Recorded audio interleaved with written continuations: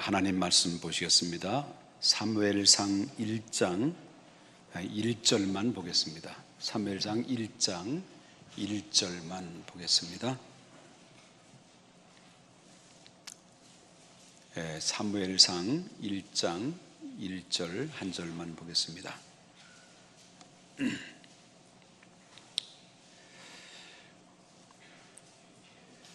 다 찾으셨으면 우리 한번 아멘 할까요? 우리 다 같이 한 목소리로 한번 읽겠습니다. 시작. 에브라임 산지 나담세임에 에브라임 사람 갈가나가 하는 사람이 있었으니 그는 엘료의 손자요 도우의 증손이요 스킨주의 손자. 아멘. 할렐루야. 사랑의 하나님, 주님의 은혜를 감사합니다. 찬양이 넘치는 교회가 되게 해주셔서 감사하고, 그리고 또한 하나님 은혜롭고 기쁘고 즐겁고 행복한 예배를 드릴 수 있도록 인도하여 주셔서 감사하며, 고난 중에 거한다 할지라도 하나님 좌절하지 않고 또 회복시켜 주실 살아계신 하나님을 바라보며, 그리고 하나님 믿음으로 주님을 의지할 수 있도록 인도해 주셔서 감사합니다. 절망 속에 의지할 수 있는 대상이 있다는 것이 얼마나 축복이고 얼마나 감사할 제목인지 모릅니다. 하나님, 우리를 사랑해 주신 하나님께 다시 한번 감사를 드리며, 1000번째 드린 문현석 집사님, 지금까지 하나님 믿음대로 말씀대로 하나님 앞에 헌신하여 예배 드렸습니다. 주님 마음의 소원을 이루사 성취의 은혜를 덧입혀 주옵소서. 예수님의 거룩하신 이름으로 기도 올리옵나이다. 아멘.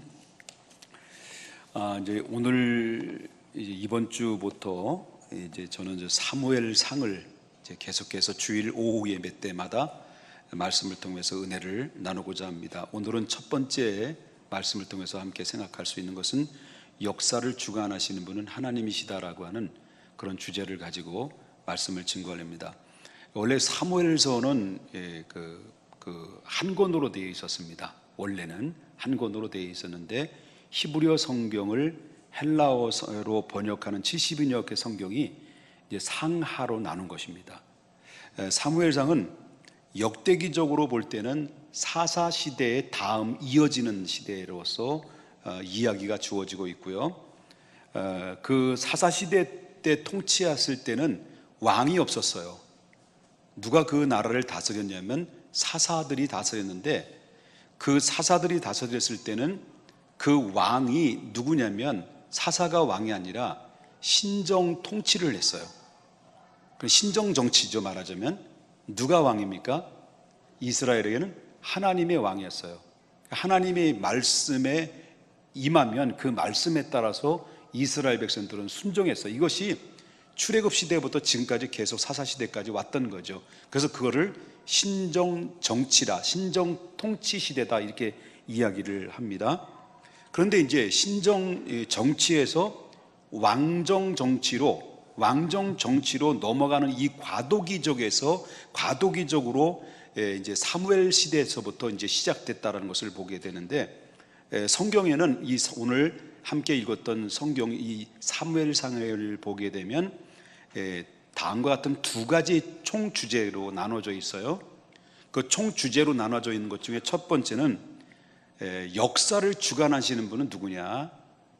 사람이 주관하는 것이 아니고 힘 있는 권력자가 주관하는 것이 아니라 살아계신 하나님이 주관하신다는 것을 총 주제로 첫 번째로 꼽는다라고 하는 것입니다. 또한 여기 보면 한편에 사무엘상에는 어떤 말씀이 기록되어 있냐면 주료의 내용이 바로 뭐냐면 사무엘이 탄생했어요. 그 다음에 사무엘이 성장하는 소년 시절을 거쳐서 바로 이제 그때 이제 제사장이 된 이후에 사울 왕이 됩니다. 사울을 왕으로 이제 세우죠, 이스라엘에. 그 다음에 이제 사울 왕을 옹립하면서 사울 왕과 다윗의 관계에 대해서 이야기를 나누고, 그 다음에 사울이 죽고 다윗이 대를 이어서 이스라엘의 2대 왕으로 등극하는 이 과정까지 사무엘상의 내용으로 담겨져 있다라고 하는 것입니다. 자, 그래서 이 하나님께서는 이렇게 한 개인사를 주관하시기도 하지만은 결국 하나님은 바로 이스라엘 전체뿐만 아니라 그 역사와 그다음에 더 나아가서 전 세계의 역사를 주관하시는, 통치하시는 하나님이시다라는 것을 사무엘상을 통해서 우리가 볼 수 있다라고 하는 거죠. 그래서 여러분 알다시피 자주 들었던 얘기입니다만은 사도 바울이 뭐라고 그랬습니까? 사도 바울이 로마서 11장 36절에 보니까 이는 만물이 누구에서 나온다 그랬죠? 주에게서 나오고 주로 말미암고 주에게로 돌아갑니다. 영광이 그에게 세세토록 있을지어다 라고 말합니다. 모든 만물이 누구로부터 온다는 거예요?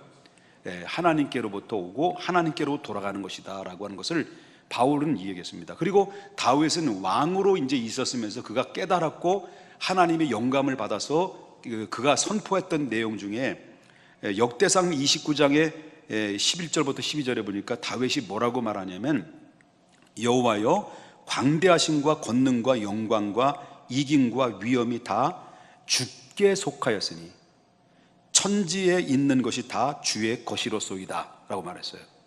그 다음에 여호와여 주권도 주께 속하였으니 주는 높으사 만유의 머리이십니다. 머리시민이다. 그 다음에 부와 귀가 주께로 말미암고 또 주는 만유의 주제가 되사 손의 권세와 능력이 있사오니 모든 자의 크게 하심과 강하게 하심이 누구의 손에 달렸냐면 주의 손에 있나이다라고 그렇게 영적으로 믿음으로 그리고 40년 동안 태평성대를 누리면서 살았던 이 다윗의 고백이 모든 것이 주에게서 나오고 주에게로 돌아가는 것이다라는 것을 모든 만물의 주인이고 만물의 주관자가 누구냐? 살아계신 하나님이시다라고 그렇게 다윗은 고백했다라고 하는 거죠. 그리고 다윗은 모든 것이 다 주권하에서 하나님의 주권에서 움직이고 있음을 알았고 그는 깨달았고 느꼈다는 거죠. 그래서 느끼고 알고 그리고 경험하는 것을 다 이제 그 고백을 했다는 것을 보게 되는데 뿐만 아니라 하나님의 모든 것들이 성취되는 것도 하나님이 주관하신 것도 하나님께서 이루시는 것도 하나님이신데 뿐만 아니라 고난도 우리가 당하는 고난도 그냥 우연으로 오는 고난이 아닐 수 있다는 거죠. 이 고난도 하나님이 허락하실 때 고난이 찾아오는 거죠. 욥이라고 하는 사람이 형통한 사람이잖아요. 원래 동방의 의인이었고 동방의 부요한 자인데 어느 날 갑자기 욥이라는 사람이 갑자기 쫄딱 망했어요. 쫄딱 망했고 자기 몸도 만신창이가 됐어요. 근데 이게 그 욥이 형통해서 결국 쫄딱 망하게 되는 것에 있어서 하나님이 허락 없이는 욥이 망할 수 없는 거예요. 그 욥의 고난도 누구의 허락이에요? 누구의 하나님의 섭리였어요? 하나님의 섭리였다라고 하는 거예요. 그렇기 때문에 그 말은 그 고난 속에서 무엇인가 하나님의 섭리가 들어있다는 것을 알아야죠. 그래서 그러므로 우리가 어떤 일이 있어도 믿음의 사람들은 절대로 이 말씀을 잊어버리지 말아야 돼요. 고난 내게 있어요. 없을 수 없어요. 다 고난은 찾아와요. 여기 계신 분 중에서 때로는 정도의 차이는 있지만 나름대로 고난은 없는 사람 없어요. 마음의 고난, 물질적인 고난, 질병에 대한 고난, 그다음 염려 이런 것들이 없을 수는 없어요. 그런데 우리 믿음의 사람들은 고난조차도 하나님의 섭리 가운데 이루어진다는 사실을 믿어야 되고 어떤 일이 있어도 하나님의 주권을 인정하고 고난 가운데서도 하나님을 찬양하게 되면 화가 변하여 복이 되는 역사가 나타나게 되는 거예요. 이것이 올바른 믿음의 삶입니다. 왜 하필이면 많고 많은 사람 중에 나 같은 사람에게 왜 이런 고난을 주셨습니까? 라고 막 하늘에다 다 삿대질을 해서는 안 된다는 거죠. 그래서 우리는 고난은 하나님의 고난도 있으면 축복도 있는 거고요. 축복도 있으면 고난도 있는데 이 고난을 통해서 우리가 누구를 알아가는 겁니까? 하나님을 알아가는. 그래 하나님을 알아가면 알아갈수록 내 믿음이 그만큼 성숙해져가는 하나의 과정이라는 것을 우리가 기억하면서 고난이 있어도 절대로 여러분 좌절하지 않기를 바라요. 믿습니까? 여러분 믿음이라는 게 뭘까요? 여러분 다 믿으시죠? 날 믿으시죠? 못 믿겠다 이거죠? 한번 해보자 이거죠? 네? 여러분 하나님 믿으시죠? 자, 하나님을 믿는다라는 게 뭘까요?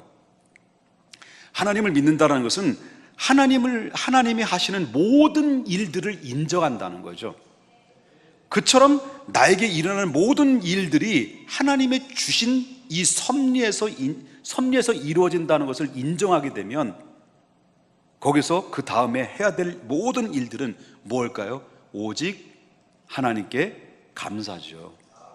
그래서 우리는 감사라고 하는 것은 주실 때도 감사하지만 잃어버릴 때도 감사하는 것이 믿는 크리스찬들이 하는 감사예요.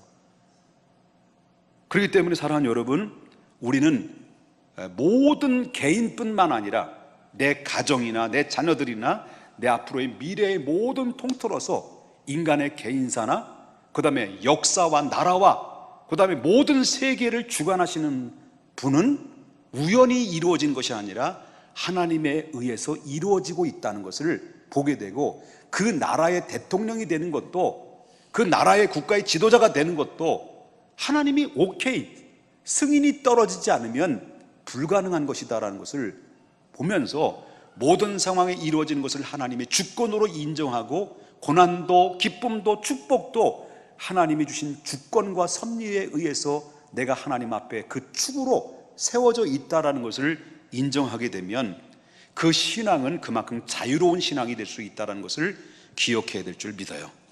믿습니까? 자, 두 번째 주제는, 첫 번째는 뭐예요? 모든 역사의 주관자는 누구라고 그랬어요? 그리고 개인의 주관자는 누구라고 했어요? 하나님이시다고 했어요. 두 번째는 하나님은 성공의 원천이라는 거예요. 이 사무엘서의 주제 중에 두 번째 주제는 성공의 원천이다. 이게 뭘 말하냐면, 이 주제는 사무엘의 두 주인공이 나오죠. 사무엘 보면 크게 두 주인공이 나오는데 하나는 사울이에요. 또 하나는 누구예요? 다윗이에요. 근데 이 사울의 실패와 다윗의 성공에 대해서 우리가 보게 되는데, 앞으로 이제 읽게 될 거고, 여러분 말씀 듣다 보니 그걸 이제 보게 될 겁니다. 결국 사무엘상을 읽으면서 꼭 깨달아야 될 사실이 뭐라 보냐면, 복된 삶을 사는 비결은 다른 것이 없다라는 거예요. 복된 삶을 사는 비결은 하나님을 의지하느냐라는 신앙의 유무에 달렸다. 유무에 달렸다. 내가 하나님을 의지하느냐, 나를 의지하느냐, 하나님을 바라보느냐, 내가 소유하고 있는 건강이나 내가 소유하고 있는 물질이나 내가 소유하고 있는 모든 믿음직스러운 나를 백그라운드에서 나를 지켜줄 수 있는 재산이냐, 어떤 것을 의지하느냐의 신앙의 유무에 따라서 달라질 수 있다.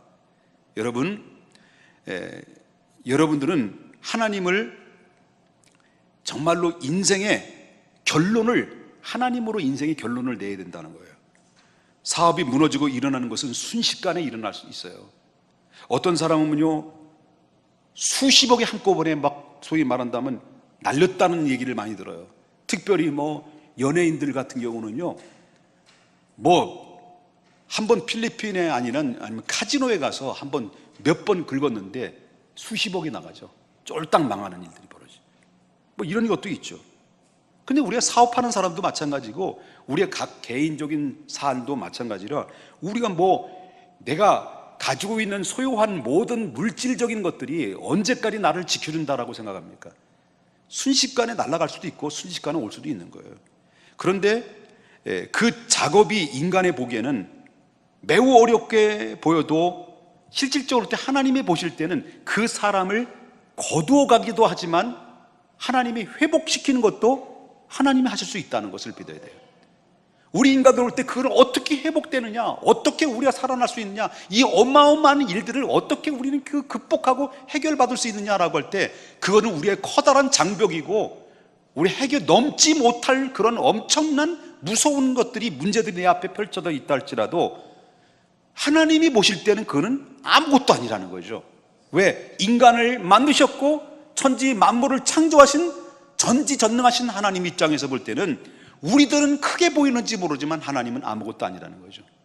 그럴 때 우리는 하나님을 의지하는 사람들에게는 하나님께서 그건 어렵게 보이는지 모르지만, 우리는 어렵게 보이는지 모르는 하나님의 참으로 간단한 일로 우리를 회복시켜 주시는 하나님의 은총이 임한다라는 것을, 결론은, 문제는 뭐냐면 돈을 가졌느냐, 얼마를 가졌느냐, 재능이 얼마나 있느냐, 찬스가 얼마나 있느냐가 아니라 하나님을 내 인생의 결론을 삼고 있느냐가 중요하다라는 거죠. 여러분, 하나님을 여러분의 인생의 결론을 지시길 바라겠습니다. 이런 결론을 내리지 못하고 신앙생활하고 교회를 다니게 되면 마음의 기쁨도 없고 복된 삶이 주어질 수도 없다는 것을 보게 돼요. 그러므로 모든 삶의 패턴은 누구의 중심으로 이루어져야 되냐면 그리스도의 중심으로 이루어져야 된다. 그렇게 할 때 복된 삶이 획기적인 역사로 나를 하나님이 인도해 주시고 그 길을 따라서 우리는 살아갈 수 있는 원동력이 될 수 있다는 것을 보게 되죠. 여러분 알다시피 잘 아실 겁니다. 자, 16세기의 사람들은 지구가 어떻게 됐다고 믿었어요? 그냥 평평한 지구라고 생각했어요. 그리고 지구 밑에는 뭘 받쳐준다고 그랬어요? 기둥들이 받쳐준다고 생각했어요. 그러니까 지구가 이제 평평한 지구라고 생각했어요. 주장을 했어요. 그때가 바로 뭐냐면 중세 그 캐톨릭 교회에서 그런 주장을 했다라고 하는 거죠. 근데 그 17세기에 넘어들어서부터 갈릴레이라는 사람이 어떤 주장을 했어요? 지구는 평평한 게 아니라 둥글다라고 얘기했어요. 그리고 그들은 그 16세기에는요, 이 우주와 태양이 지구의 중심으로 돈다고 그랬어요. 지구의 중심으로 돈다고 생각하는데, 근데 이 갈릴레이라는 사람은 모든 지구는 둥글고, 그 다음에 태양과 모든 우주는 지구의 중심으로 도는 것이 아니라 태양의 중심으로 도는 것이다라고 그렇게 주장하고 나왔어요. 그러니까 이런 지동설을 주장하니까 그때 로마 이제 캐톨릭에서 그를 소환해요. 소환해가지고 내가 이 학설을 철회하지 않는다고 한다면 화형에 처할 것이다. 그렇게 엄포를 내렸을 때 이 사람이 어쩔 수 없이 그 법정에서 자기 학설을 뒤집어버리죠. 뒤집으면서 하는 얘기가 뭡니까? 이 지구는 평평하고 태양의 중심으로 돌지 않습니다. 그래 나왔어요. 법정에서 풀려나왔어요. 나오자마자 그의 입술로 중얼거리면서 이런 얘기를 했어요. 그래도 지구는 동글다. 아무리 떠들어도 진리는 결코 변할 수 없다라고. 결국 시대가 지나서 모든 과학자들이 이 갈릴레이의 옳다 주장했던 모든 지동설이 옳다라고 인정을 하게 됐어요. 그래서 그 지구는 둥글고 태양의 중심으로 해서 지구가 돈다는 과학적인 원리를 과학적인 학문에 적용해 나가면서 학문이 급속으로 이 발전을 이루게 됐다라고 하는 거죠. 즉 지구의 중심적 사고, 지구의 중심적 사고에서 태양의 중심적 사고로 변할 때 획기적인 일들이 벌어졌다라는 것을 이야기했다는 거죠. 이 말을 들으면서 저는 이런 생각을 했어요. 지금까지 우리는 이 신앙은 어떠했느냐? 우리의 신앙. 자, 우리의 신앙은 많은 사람들이 주님을 믿는다고 해요. 여러분들도 주님을 믿고 저도 주님을 믿습니다만은 우린 주님을 믿는다고 하지만 그러나 그 믿음의 패턴을 깊이 들어가다 보면 주님이 나의 중심으로 돌아야 된다라는 생각을 가지고 있을 때가 많아요. 그럴 때가 많이 있어요.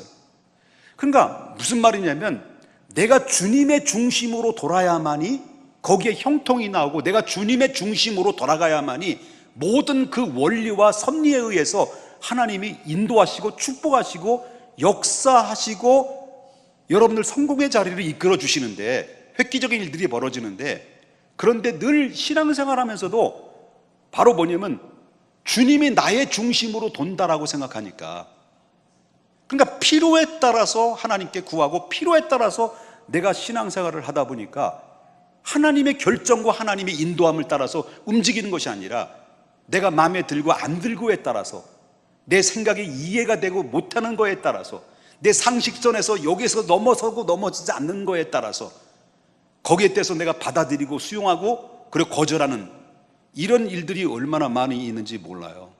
그런 사고방식을 가지고 삶에 살아갈 때 그 삶에는 위대한 변화를 창출할 수 없고 진정한 영혼의 자유함을, 기쁨을, 행복함을 느낄 수가 없다라는 거죠. 반대로 나는 주님의 중심으로 돌아야 된다. 여러분 물어보겠습니다. 여러분은 주님이 나의 중심으로 돈다라고 생각합니까? 내가 주님의 중심으로 돈다고 생각하십니까? 그럼 아니 야리까리하다 생각합니까? 그럼 다시 한번 질문합니다. 이제 우리는 어떤 중심으로 살아야 되겠습니까? 그렇습니다.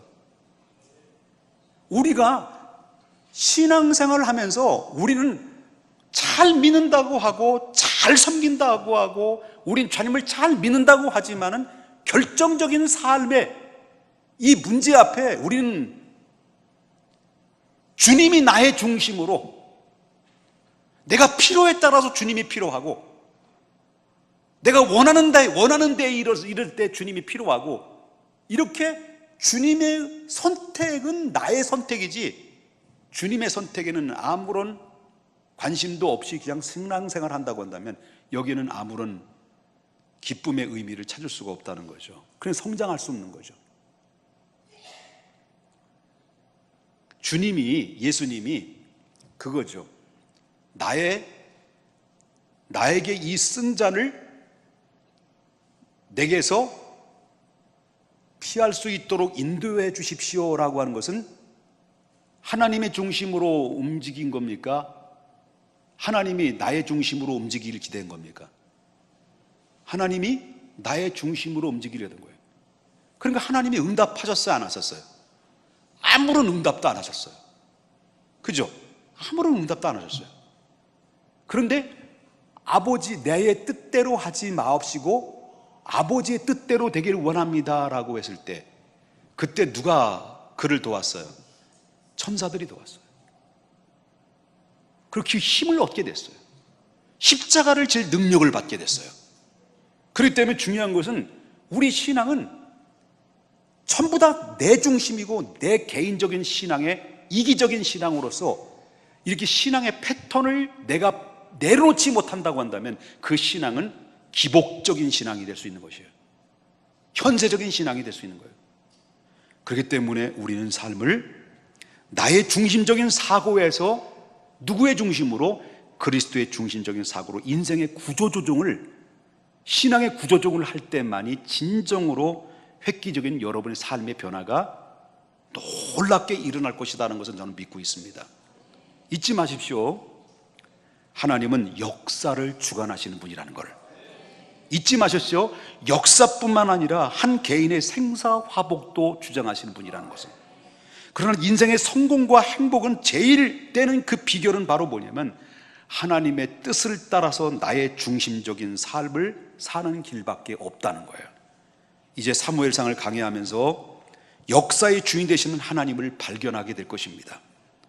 예수님의 중심의 삶으로 철저히 자신의 인생을 재편해서 여러분 성공과 행복을 예비하면서 사는 우리 모든 성도님들을 우리 다 될 수 있기를 주님의 이름으로 축복합니다.